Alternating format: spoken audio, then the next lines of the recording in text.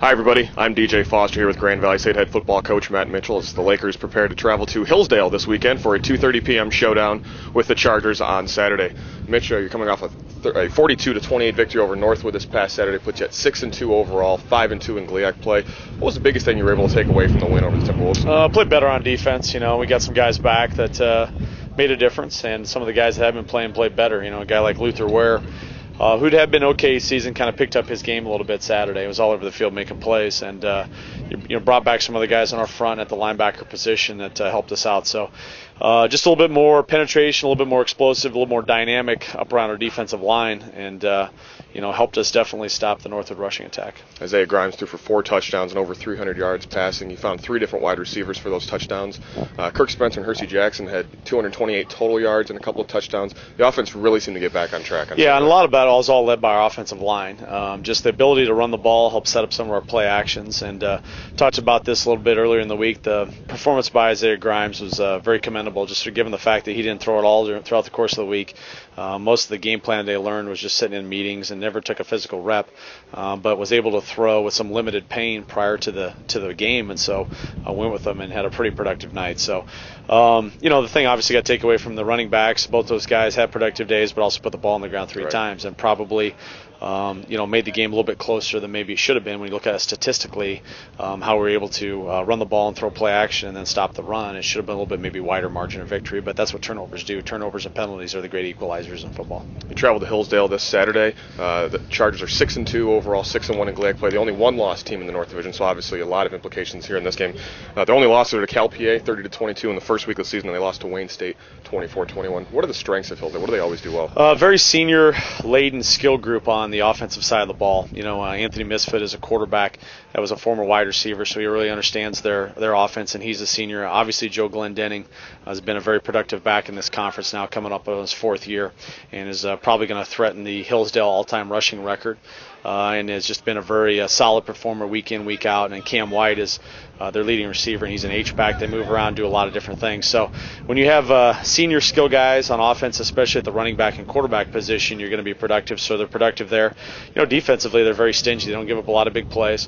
They don't have only have one senior really starting on their defense. I think they have probably the best group of linebackers that we've seen at this point. And I think the thing that we've seen on tape is they don't miss a lot of tackles. I mean, they run the ball very hard and are very aggressive. And it's just tough to get anything on them because they tend to close space very quickly.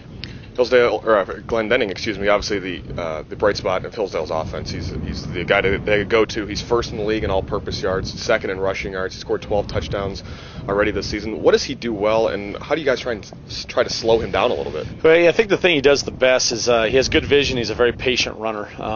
He's a smaller back, but he's powerful. He doesn't necessarily. He just kind of waits, and he fits their scheme well. They run a lot of different types of schemes. They run some down schemes and also some zone schemes, and so he has a good feel for where things hit. And when he gets out in the open, he's faster. I think people give him credit for he can run it for people, but a lot of his runs are, we look at him, it's, just kind of the 4s, the 5, the 6s, and keep playing along, and all of a sudden he'll pop one big one. So he's a patient runner.